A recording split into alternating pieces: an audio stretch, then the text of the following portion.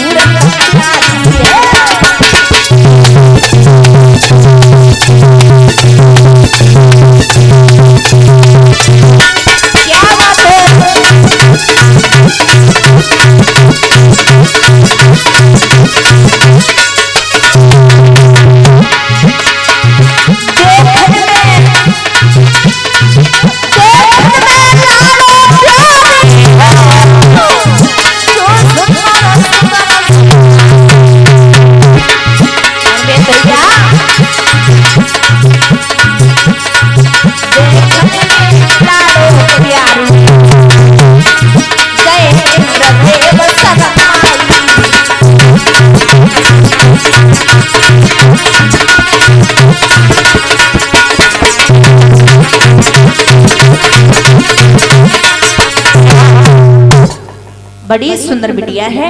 आज महाराज परीक्षित के पास में पहुंची तो जवाब दो, मैं वासुक की पुत्री हूँ, पातालपुर से आई हूँ और मेरे पिता को कोढ़ हो गया, उस कोढ़ को ठीक करने के लिए अमृत को लेने आया हूँ। जवाब दिया, अगर तुम वासु की पुत्री हो ना तुम जाओगी ना अमृत जाएगा। क्यों? क्योंकि तुम्हारे पिता तुम्हें हार गए, तुम्हारे पिता ने वचन दिया है, इसलिए ना तुम जाओगी ना अमृत जाएगा। लड़की कहने लगी, अच्छी आपत हमने मूड से मान ली, कोई बात ना है। बिटिया ने क्या किया, एकदम से मछली बन के और पानी में कूद गई। और जैसे पानी में कूदे सो परीक्षित महाराज कम चालाक नहीं थी।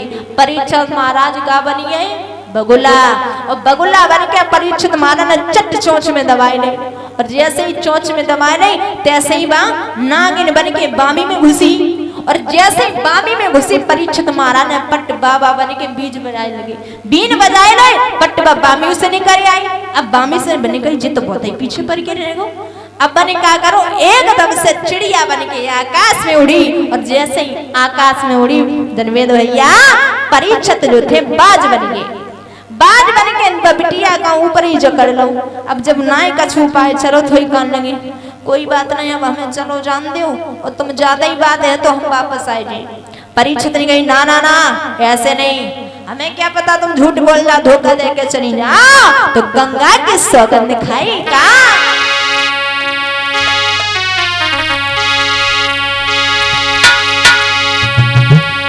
अरे कसम बन यमुना की खाई, ऐसे कसम बन यमुना की खाई, और अमृत दे के लाट बनूंगी तेरी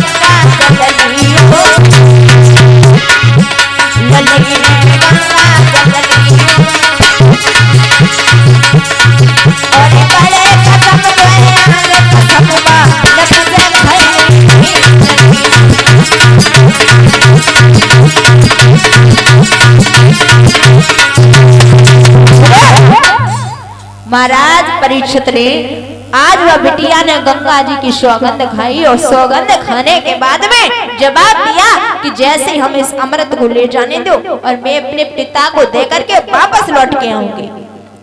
कोई बात नहीं, परीक्षित ने कही, अगर तुम गंगा की कसम खाए गई हो तो जा, लेकिन लौट जरूर आना, ध्यान रखना इतनी बात। आज वह बिटिया चली है, अब बिटिया चली है, पिता के पास में पहुंची है, तो पिता को अमृत का वो पात्र दिया है और जवाब दिया और चलने लगी। बासु कहने लगे, बिटिया कहाँ जा रही हो? जवाब दो, ससुराल में। ससुराल में? कहाँ ससुराल? कैसी ससुराल? विवाह हुआ नहीं, ससुराल पहले हो गई। जवाब दिया, याद करो ससुराल जब हम पैदा भाई नहीं थे तभी तय कर दी तुमने। अच्छा? बोले हाँ। बोले वहां जाओगी तो बुरी बात हो जाएगी, वहां नहीं जाने दूंगा, मेरे कुल की शान चली जाएगी। तुम एक नाग वंश की कन्या, वो एक पांडव वंश का है बेटा, मेरी इज्जत मिट्टी में मिल जाएगी।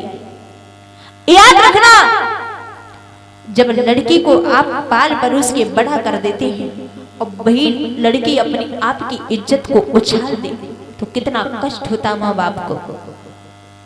गोदी का खिलौना बना करके बेटियों को रखा जाता है, लेकिन बेटियां समझ नहीं पाती, बेटियां नादान। ये जमाना ऐसा है, बेटियों को समझने में बड़ा टाइम लगता है। क्यों?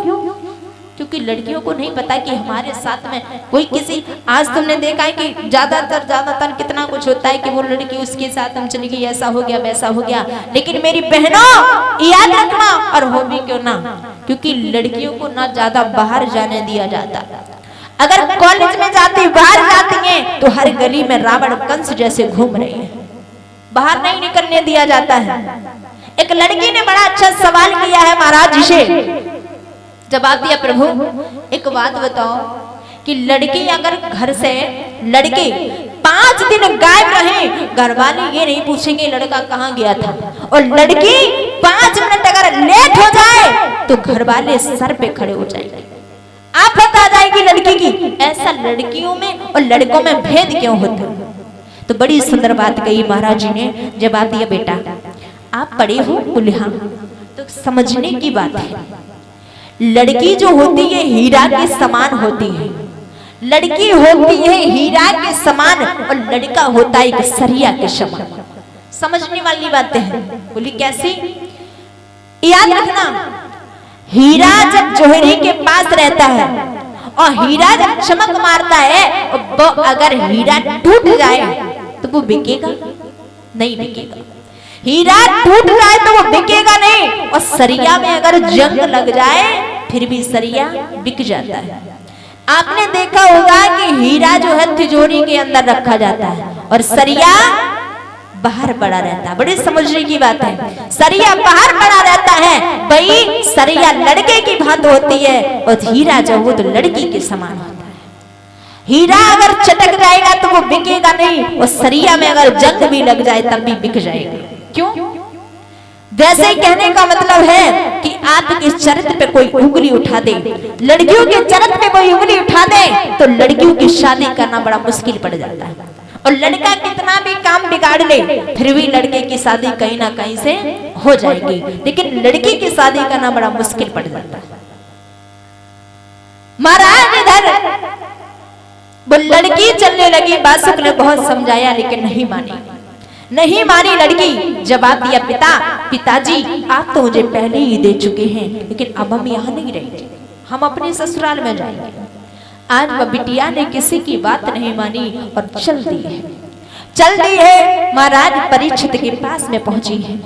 आज परीक्षित जी देख के बड़े प्रसन्न हो गए। महाराज परीक्षित की मैया नवल देव के साथ में बड़ी धूमधाम के साथ में हस्तिनापुर में विवाह हुआ। विवाह होता है मैया का। विवाह होने के बाद में महाराज परीक्षित जी को राजपाट दे दिया, सारा राजपाट हस्तिनापुर का परीक्षित जी को दे दिया, और मैया द्रौपदी 5 पांडवों को लेकर के हिमालय पर्वत पे गलने के लिए चले जाते हैं।